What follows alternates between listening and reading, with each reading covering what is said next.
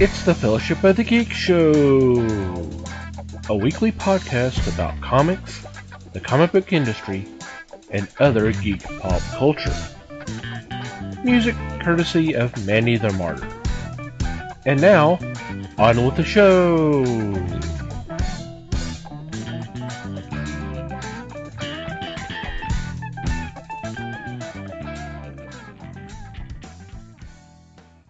Hey everybody, it's the Fellowship of Geeks podcast. My name is Thomas Chick, and joining me for this week's episode is Mike Marlowe. Hey gang. And Les Webster. Hello all. How are you guys doing? Doing well, and you? Alright. Mikey, how's it going? Pretty good. Hope everybody out there is having a good week and y'all are doing okay. So what's been going on since we last talked? Well, I got the skinny. Well, I say that, not really. But I finally got a chance, and I say finally, I only heard about it like the end of last week. And last night I finally got a chance to watch the Amazon preview episode of The Tick. And I have to say, it is intriguing. It is, I won't go into too many spoilers, but they have gone at it, and Ben Endlin, the guy who created The Tick, is very heavily involved in this, so you know it's going to be at least worth checking out. They have gone not entirely the way the animated series went. There are some differences. It is a little grittier than that, but that's, like I said, it's intriguing. That's a good thing, and there's some very interesting variations there, and I will throw one little spoiler out there. The terror looks really cool. I did see that the other night too, over at the shop, and it was interesting, very funny looking. So I endorse this one. It is a lot darker than the previous TV show, live action show. So don't expect that kind of standout humor. This has got its own brand, and it is very well done for a pilot show. Hopefully they will stick with it. Mm-hmm, mm-hmm. How about you, Thomas? No, I didn't get a chance to see it. I'll definitely check it out. It sounds interesting. Oh, for this, what's been going on around here? Just catching up, reading books. I'm really enjoying Rebirth a lot more than I thought I would, and I was going to say something, but it just kind of just went in and out. So, Les, what about you?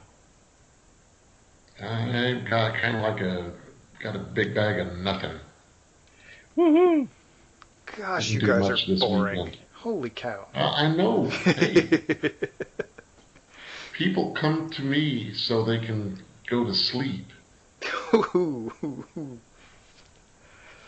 Ouch. I would never have said that to your face. Behind my back, maybe.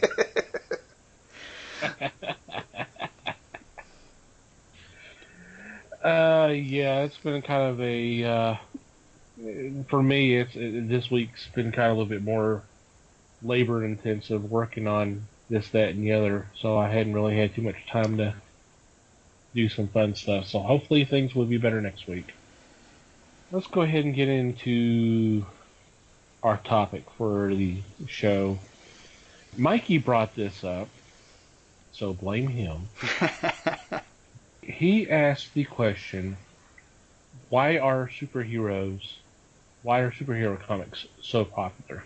What is it about them that's entertaining, pleasing? You know, why are they doing so well? And, you know, it's kind of an interesting question. I can answer why they are to me, but overall, I'm not sure. Les, do you have any kind of thoughts? My first thought is the escapism the fact that I can read this and get imaginations of what's happening and just thoroughly enjoying it. Just submerge myself into it and, I don't know, live parts of it out. Just the thought of, gee, I wish I could do that is tremendous to me. And the way they write these characters, it gives you that thought, that belief you could. Definitely escapism, because when the superheroes first appeared was right around the time of World War II. So obviously there wasn't really a lot of TV. There was very little TVs there, but it was mainly radio and newspapers. And of course they were reporting on what's going on around the world, and it was kind of depressing. Plus the fact that there was coming out of the Depression, so there was a lot of negativity in the world. So for escapism, you would either go to the theater, and there would be 2-3 serials, and then at least one movie. Isn't like a short movie, and then a main movie, if I understood correctly at the time. And then you also had comics. So definitely escapism. Well, I'm going to say that as far as movies go, usually you would get a double feature. Even when I was growing up as a kid in the 50s and 60s, they would have double features that would keep you occupied for hours on a weekend. And comics were something that helped people get out of the doldrums, out of the grind feeling that they had after the Depression. Mm-hmm. And were supplying, I guess you could almost say, hope in some manners. So people were not totally despondent. How about you, Mike? See, that's interesting, because in terms of wartime, and I'm not using that to make an old joke or anything. I'm just, because you're talking about injecting hope into whoever's reading the things during, like, say, the late 30s through like the early 50s even. But I'm good with the hope idea up until people started hammering comics for whatever censorship issues they were having at the time. I mean, how does that translate exactly? What was the problem with comics in the 50s that such a huge stink was made about them being evil or whatever? If I may, I think you're looking at the portion of comics that were not superhero comics. If you're talking about the seduction of the innocent, you're looking at the EC comics by Gaines that were horror or crime, that sort of comic book. And they did not go by any standard. And that's when the code came into being, and comics straightened up for the most part. But superhero books were attacked as well, because that's where it really kind of died off for a few years, other than DC's Big Three. But even then, they suffered some slings and arrows, most notably Batman. There was the whole thing of his parents' death being too gruesome that both of them were shot dead, so they altered, and we talked about this before, they altered the origin to where Martha had a heart attack. Somehow that made it better, even though both of them still died. The fact that she was not shot dead somehow made it softened the blow. Less dark, I guess. Yeah, softened blow. There you go. And then the whole question of Wayne Manor, where you have two adult males and a young boy, and there was some concerns about that too. So that's where the whole Aunt Harriet came from, and then in the creation of the original Batwoman and Batgirl of the 50s is to show that, okay. Oh, so Aunt Harriet was actually in the books? I did not know. I did not know that. She appeared in the mid-'60s, about the same time that she appeared on the television show. Okay. There, just kind of to show that, look, we have this television program, and look, we have this comic book. They have the same characters in them. Well, sure.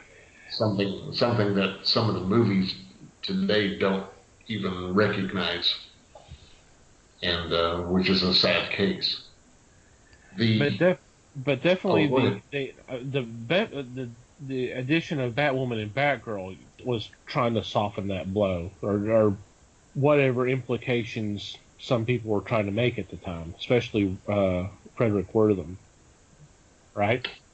Partially, I would say yes, but Wortham was after comic books in the early 50s, and Batgirl did not show up till the mid to late 50s, if I recall. But yes, Wortham was the one that came down on comics. The change, though, to me later is with DC's revitalization and starting off with The Flash. That brought people back into comics. You had your basics like Batman and Superman, but they were doing, let's see, 3 titles among them. No, 4 titles. Action. Well, I can even think of more. But Action, Adventure, Superman, Batman, and World's Finest are the 5 that come to mind. So they were there, but if I recall, they were not strong as far as sales. Of course, sales today are a different number than what they were back then, no pun intended. They were happy to get 100,000 of all of their comics sold, not just 100,000 of one title. And with the rejuvenation of The Flash, bringing Barry Allen in instead of Jay Garrick, and later you had the Atom, you had Green Lantern. All of those brought new characters forward, and I'm saying new in the thought that people that were buying in the 50s were not really aware of those of the Justice Society or anything like that, and as a result, people were enthused again. This was also a movement for other publishers. Marvel came up with new characters immediately in the early 60s. You had the first for them was Spider-Man, and then it grew from there. And they expanded considerably and are still expanding, as is DC. They're giving you different characters, new characters. And with Rebirth, they're giving you redefinitions of characters. Yeah, this would probably be a tangent, but another thing that would be interesting to know would be how distribution worked back then. Because now we have Diamond, and we've had Diamond for 30 years or more, probably, at this point. Yeah. Yes. But how did people get comics back then? Newsstands. Oh yeah, I forgot about those. We haven't had those in a while either. Yeah, it's been a while since we've had those. And as far as publishers, I think you didn't have a central location like Diamond. You just had your publisher put out their goods and ship them to locations, such as newsstands, or where I usually got mine was a malt shop. That would be something interesting to look into. How all that came about during the 50s. Well, And then how it shifted into what we've got now. To follow that trail would be interesting in a very business course in college-esque way. Mm-hmm. But yeah, And the escapism is still there. I mean, we're talking about 60 years ago, but I mean, it's still there today in the books. Well, and I'm tempted to. I mean, I'm going to partially call BS on that answer too, Oh, because okay. you can just not like in a mean way, but Yeah, you could whatever. you could. There are other ways to find your escapism routes. Why comics? That's where I'm going. What makes comics different from, say, a series of spy novels, thrillers, high fantasy, science fiction? What makes comics different? What makes superheroes different? I mean, and they may not be different. I don't know, but Maybe the availability. Granted, now you can get things online left and right, whether it be books or comics, and they're both in digital form.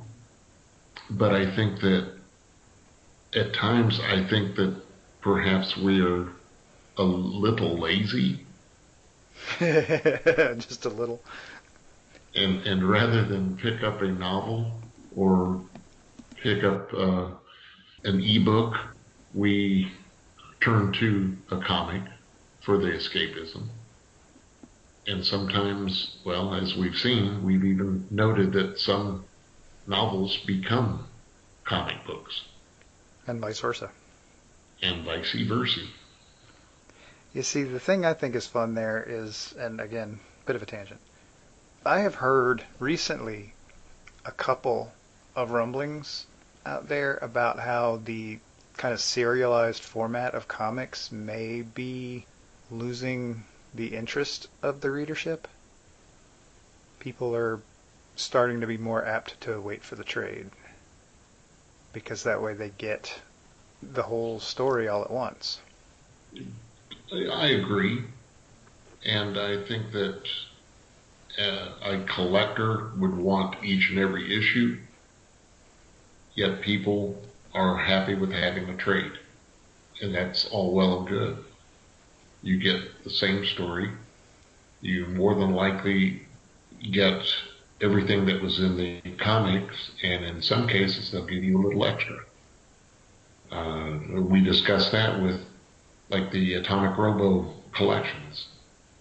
They give you the story, but they'll also give you one or two things that appeared elsewhere for their collection.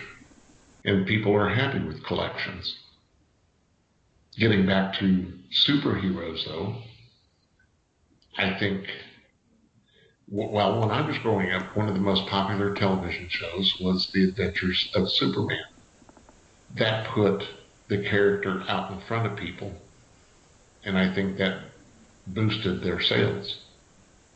And it was only on for 4 seasons, 5 seasons, yet it was extremely popular. With even my parents would sit down once in a while and watch.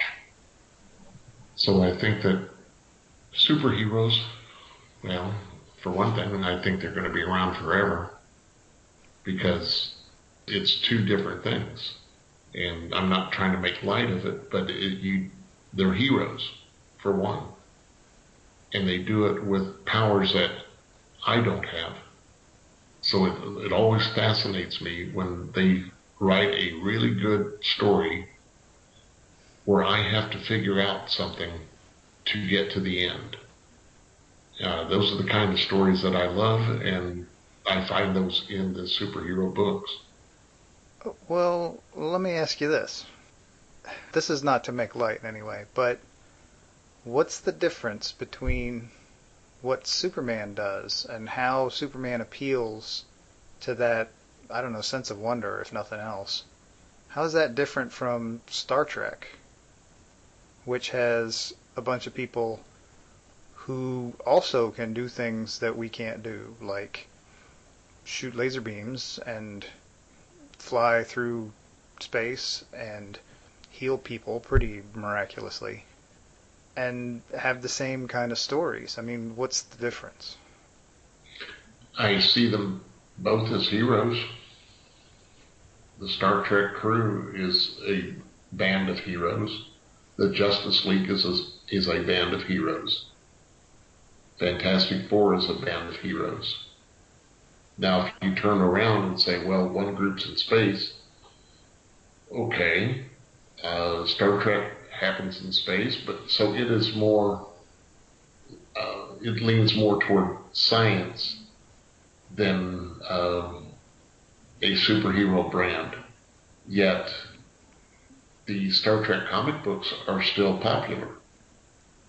And people enjoy them because they do equate the multiple versions of the Star Trek program, whether it be on television with 4 or 5 different versions, or the movies, which I'm sorry to say I can't even think of the number of those right now. 13. 13? Okay, well, see, there are some people don't know of Star Trek outside of the movies. Some people don't know that there were television programs. Some don't know that there are comic books.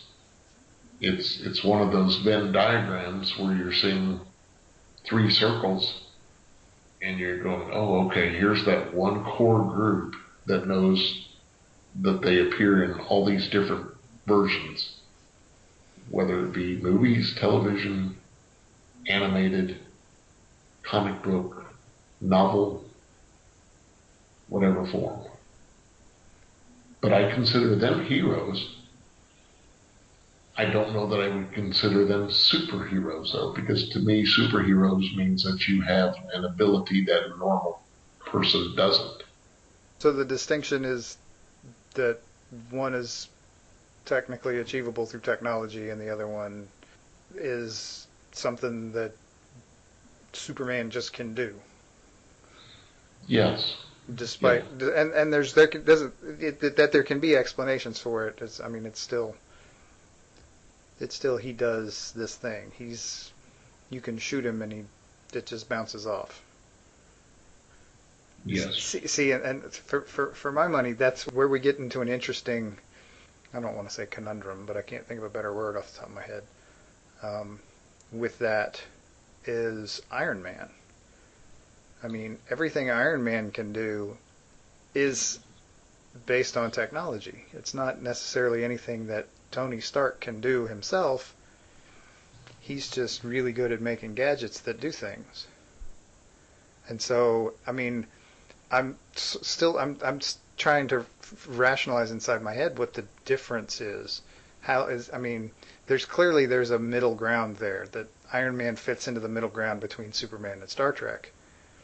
I don't want to just blow it all off as personal preference is my deal. I'm trying to figure out what it is that makes superheroes especially cool, or cool in different ways from something like sci-fi. I don't know.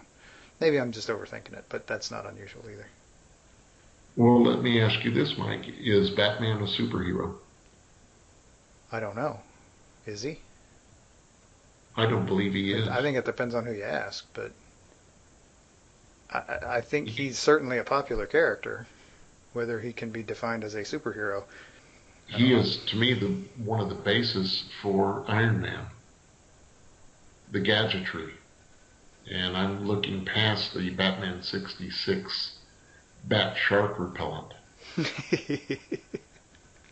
To me, Bruce Wayne devised a lot of things. Later, he had an assistant. If I'm right, is that right, Thomas? You talking about was it Harold or something like that? I believe so. Yeah, that's what came to my mind. Yeah, in the 90s. Yeah. So to me, Mike, he devised all these things to make himself better. I don't see him as a superhero, but because he's probably one, even like Iron Man, that you or I or Thomas could become. If I had the money, the backing, I could see a possibility of becoming a Batman or an Iron Man. In Iron Man's case, it was a necessity that he be able to devise the suit and such, because unlike the movies, it was a dire situation for Tony Stark if his suit gave out, because then his heart would stop. And it was something that just kept him going till Marvel revamped everything. So I can see, does that make sense? I can see myself becoming one of them, where I cannot become Superman. Yeah, I think I get where you're coming from there. Yeah, I understand what you're saying.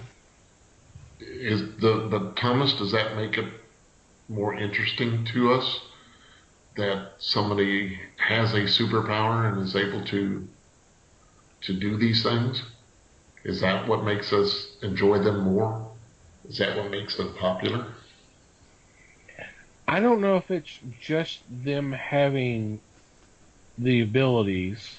I mean, that's a part of it, because I mean, you hear people every once in a while. Someone might say, they always have a dream of them being able to fly or something like that.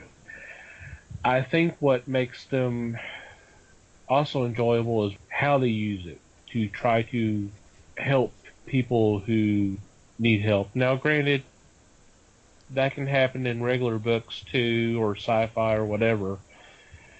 I think it's just a combination of all that.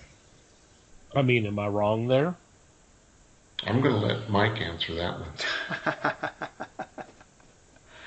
one. See, the joy of this is that there's no such thing as a wrong answer.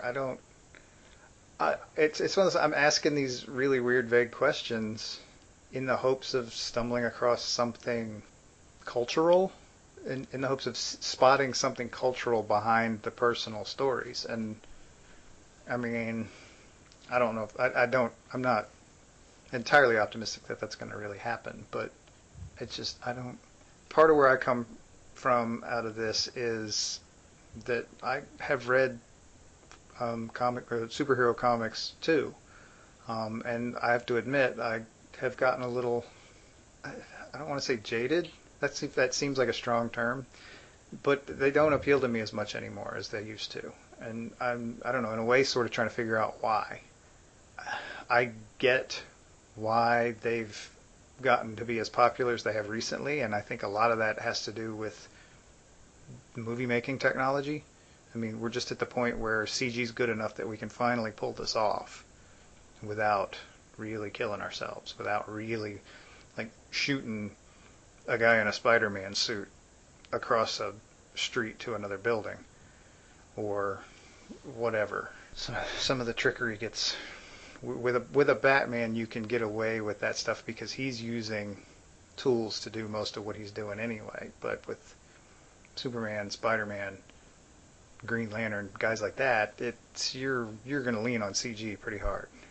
My thing is, it's interesting to me how that progressed from how we got kind of to the point where I guess how the phenomenon of superhero comics, or superheroes in general, has lasted as long as it has, with admittedly some ups and downs, but they always come back. And the thing I'm wondering is, why do they always come back, I mean, I find it hard to believe that collectors alone can hold enough of the industry together to bring it back from the brink every time the economy collapses, or whatever it is that causes comics to fade for a little while. Or if it is the economic issues that do it, financial, whatever's happening in the world is going on that's making comics sort of, I don't know if less important or less relevant or whatever for a little while, until zoom, they come right back again. I mean, how does that work, The comic book profession has suffered from the economy. Case in point, Marvel many years ago the stock went on sale for 13 cents a share. And don't think that I didn't wish I had some money purchase that. Seriously, But that would be awesome. oh yeah, yeah, for $130 to have 1,000 shares, yeah, I could do that. I could enjoy that. But although the economy does affect the industry, Mike, I guess I just get this feeling that writers are able to draw people back to it with either a new character or a new lineup of characters to entice them, to bring them back. And I think partially that's what Marvel did years ago. And they ended up relying on some of the newer characters, such as Wolverine, to entice readers back. It was successful. Obviously now they are sitting quite well in the world. Oh, yeah. As are DC and some others. And I know that a lot of the, off on a tangent here, a lot of the independents don't do superheroes. They do horror, or they do science fiction, or crime. Yet, those are selling too. People are finding that they do have other things, and the other things are appealing. Why the superheroes keep bringing them back, I'm going to lay that at the feet of the creators and their idea that their character will never die. And even some of them have died. Several of them have, but most of them have resurrected, and even in different format. The one that comes to mind is the Spirit. The Spirit was Will Eisner's creation that he started as I believe a part of an 8-page comic section for the newspaper. Later, or after so many years, publishers started collecting them for the general public. So I got to read stuff that appeared in 1950, when I believe that was around the time that Wally Wood was doing some of the Spirit stories. And yet the Spirit is alive now. He has been resurrected by DC, and some writers there have done series of books for him. That's the end of that tangent. Thank you. It's just, I don't know. I can't fully explain why superheroes are the main draw, but I think it may be because that's what people relate to, or that's what they think of when somebody says comics. I read comic books. Oh, okay, what superheroes do you read? That's how people equate, and I think that's why superheroes draw that big. Because people are, to me, some of the first comics I had were superheroes. My parents had no problem with having superheroes in the house. No more than they did Chip and Dale and some other cartoon characters. Wait, you had Chippendale dancers in your house? Not dancers.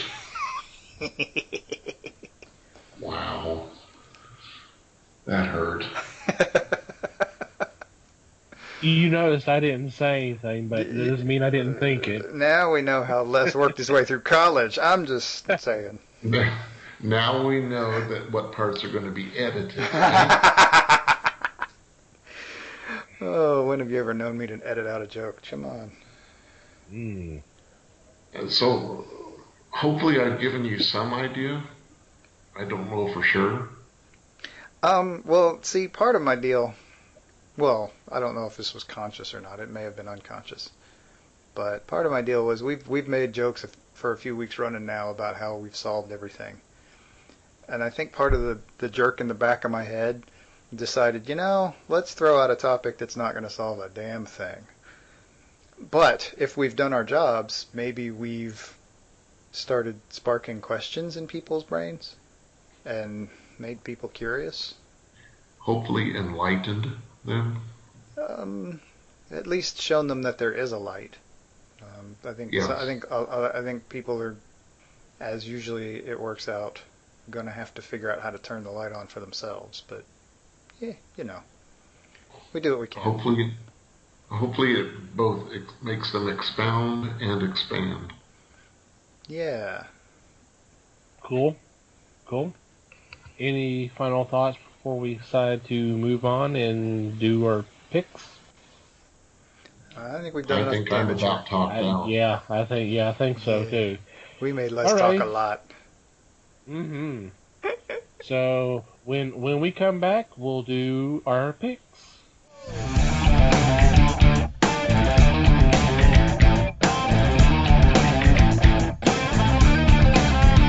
And we're back. It's time for our weekly picks, and leading off is Les.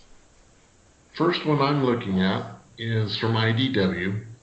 This is an adaptation of Jim Thompson's novel, The Killer Inside Me. It's adapted by Devin Faraci as writer and Vic Malhotra. This is going to be a 5-part adaptation, and it's talking about the serial killer. And this was done before Manson or Gacy or even the book American Psycho by Easton. So I'm interested in this because the idea of telling it from the killer's perspective is just going to be fascinating. Thomas? Cool. It does sound interesting. Yeah, that's cool. I didn't realize that book was that old. Yeah, I didn't either. Cool. I believe it's 60s. Nice. Maybe 70s. Awesome. All right. Awesome. My first pick is from Image Comics. It's Eden's Fall. Written by Matt Hawkins and Brian Edward Hill with art by Antonio Rojo. And we are combining the 3 worlds of Think Tank, The Tithe, and Postal in this new series. Postal, I know, is it's a book that I've enjoyed, and I know Mikey's really high on that series. Oh yeah. I admit that I have not read The Tithe or Think Tank, but I love the fact that they're actually making this as a shared universe. So, in Eden's Fall is that's the town in Postal, right? It's Eden, Wyoming. Okay, yeah. That's what I was thinking, yeah. So it's gonna be cool to see what they do with this. And like I said, I love the whole shared universe thing, and it's kind of different for them to do a shared universe like this. That's not, once again, kind of going back to our topic, superhero related. So I'd be kind of curious to see how things go with this. Mikey? Yeah, I'm looking forward to that one too. All right, so my first pick is a Dark Horse book, and it is Witchfinder, City of the Dead. The Witchfinder series is, I believe, also part of a shared world with the Lord Baltimore series and Hellboy. So the Hellboy, it's been fun to see all of these kind of series and how the world sort of works together. Whereas Hellboy is set kind of modern, although lately they've been playing around in the 50s with Hellboy. Baltimore is set like in a World War I-ish time frame, like 1919, 1920. Witchfinder is set in like the 1880s, somewhere in there, because the guy who is known as the Witchfinder is Sir Edward Grey, and he is the occult advisor to Queen Victoria. And his adventures get to be just as much fun as Baltimore's and Hellboy's at times, because it's, like I said, he's an occult advisor. There's a lot of occult stuff going on there. A lot of interesting and weird forms of horror. And helping Mike Mignola out with writing duties on this series is Chris Roberson. So these series have been really fun in the past. I expect this one to be no different. I'm looking forward to it. Is this a creation of Mignola or not? To the best of my knowledge, it is, yes. The characters and such. I mean, somebody else is going to help write a new storyline for it. Yeah, he's got a hand in it, but I suspect that Chris Roberson is probably lifting a lot of the weight. Okay. He's involved. You said Mignola, so that's all it takes right there. Yeah, Yeah. I figured you were in at that point, but Yeah. All right, Les, you're up again.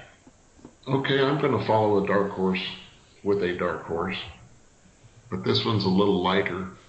It's the new issue of Groo, Fray of the Gods by Mark Evanier and Sergio Aragones. Woo! I love their write-up about this on the website we have. It states, you'd think a god could live forever, and maybe one could if his godlike path hadn't been crossed by the wandering disaster that is Groo. To me, that spells it out. Yep. And as a result, it's going to be hysterical. As Groo usually is. As Groo usually is. Did I err? The sad thing about this is it's only 4 issues. Uh-huh. It's only a Yes. 4-issue thing. And I apologize. The way they were talking before, it was a year-long excursion. But no, that's fine though, because I'm still wanting to collect as many of the Groo collections as I can. They are just that funny. Yeah. I'm just happy that we're getting these 4. Mm-hmm. Yeah. Very excited. Cool. Very cool. Okay, my second choice is from DC Comics. It is Earth 2 Society Annual number 1. Written by one of our favorite writers, Dan Abnett. Woo! With art by Bruno Redondo. And this issue is going to focus on Dick Grayson trying to carry on the legacy of the Bat from Bruce and Thomas, and is he up to it? And of course, I don't want to go into too many spoilers because it's revealing some stuff that's going on in the regular book. So if you're not caught up on the regular book, I don't want to spoil it. But it's Dan Abnett. Come on, you got to get it. Mm-hmm. I've enjoyed this series. But then again, Dan Abnett. So hey. Yeah, I agree. Abnett is a really fine writer and lays out some really good plots. Yeah. He's got a hot hand lately, that's for sure. Yeah, definitely. Mikey. All right. My second pick is I'm going to go with the Zenescope book. And this is kind of a landmark deal here. Grimm Fairy Tales, number 125. This is the final issue of the series that pretty much got Zenescope started. Yep. And it evolved over the years, and it has been their mainstay for a long time. And they've decided that they're going to shut it down, and I'm willing to bet they got plenty of plans to go on with other stuff. But it's kind of the end of an era for them. So this is a huge triple-sized issue, and they've been working towards a huge knockdown, drag-out brawl with the current bad guy, who's called Bloody Bones. And I think it's going to be exciting. I think it's going to be a cool read. It's hard for me to believe that this series is actually ending. Like you said, it's the foundation. I mean, everything. Most of the stuff that they put out has spun out of this or somehow came out of this series. So for it to actually end, I'm still kind of stunned, and we've known for quite a while. Uh-huh. We have. Yeah, and I mentioned evolving. This is the series that took Zenescope from pure just horror into kind of what their world is now, their kind of shared universe, which is more of a modern fantasy / superhero type setup. They've got their highborns are basically superpowered creatures. And seeing some of that evolution has been really interesting.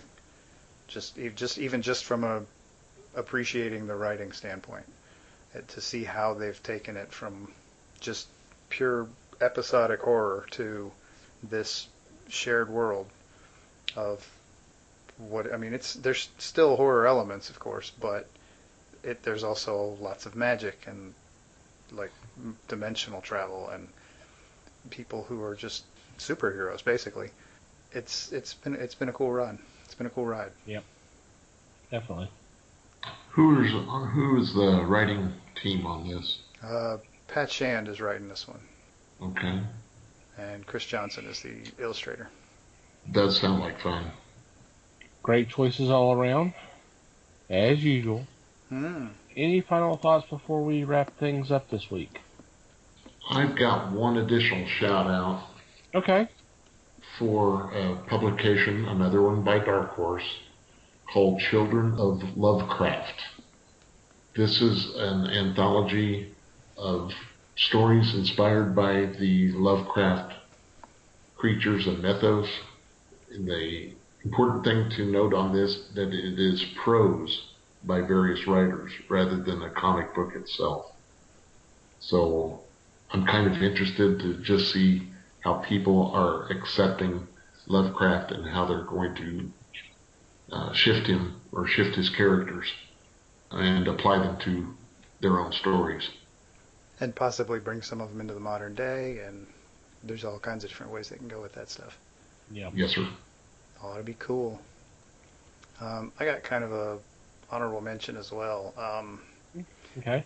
Partly because this is a series that has had some inconsistencies in releasing at times. I'll try to put a nice spin on that. The Image book Dream Police. Issue number 11 is coming out this week. And it is written by J. Michael Straczynski. And it is a really fun little story. I think I've talked about it before, though it's probably been a while.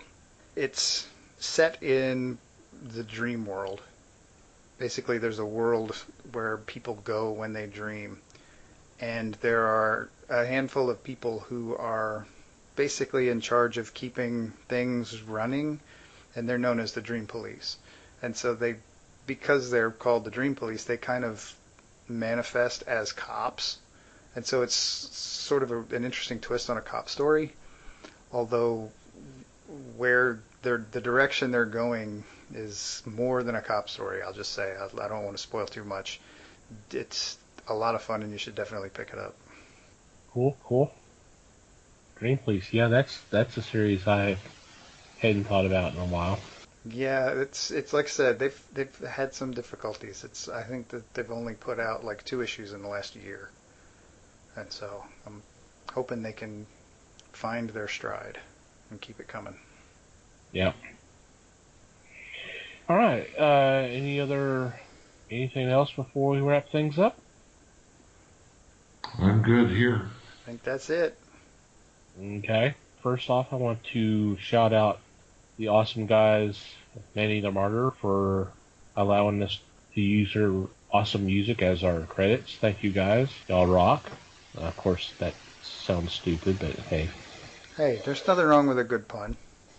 And second of all, I wanted to thank Potter and Family, hashtag Potter and Family, on Twitter, for spreading the word of the fellowship. You guys are awesome. Appreciate it. Y'all really need to check them out. Just go to Twitter and do a search, hashtag Potter and Family, and you can find any kind of podcast that you might be interested in. Anything. Seriously, anything. It's crazy. Thank you guys. Yep. Thank you guys for helping us there. And obviously, dear listener, thank you for downloading and checking us out. It's very much appreciated. We're always interested in getting feedback from you. I get some comments sent to, or people walk up to me and kind of talk about some of the stuff that they've heard on the podcast. Matter of fact, Saturday night, one of our mutual friends said he actually had to pull over to the side of the road because he was laughing so hard at the when we were talking about the whole Bob Ross and in the comments that were being made in the chat room. He said he just could not stop laughing. Cool. Also cool that he had the presence of mind to pull over and not be risking traffic accidents. Yes. Good awesome. for him. Good for him. Yes. We've had a lot of positive feedback, and we welcome positive. We welcome negative. We just love to hear what y'all have to say about our show. Even like for today's episode, what's your thoughts on why you think superhero books are so popular? We would love to hear what you have to think.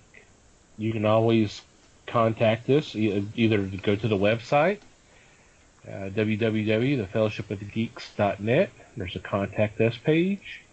You can always shoot us an email at thefellowshipofthegeeks.net. We are on Facebook, The Fellowship of the Geeks. As I mentioned before, we are on Twitter at Fellowship Geeks. Mike has his own personal Twitter account at Mikey Geek, and I have one as well at TomTC Geek. And we also would welcome y'all to review and rate us on either iTunes, Stitcher, Google Play. I believe there's somewhere on Google Play that you can be able to at least rate us. Yep.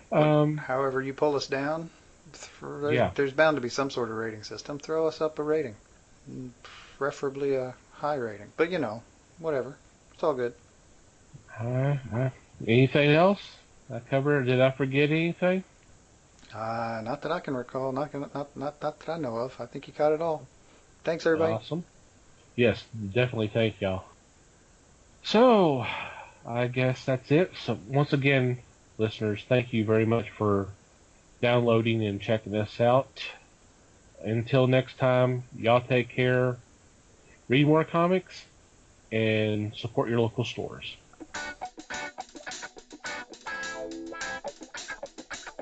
We thank you for listening to the show. Comments, suggestions, and questions can be sent to email@thefellowshipofthegeeks.net. You can follow us on Facebook at The Fellowship of the Geeks and on Twitter at Fellowship Geeks. Until next time,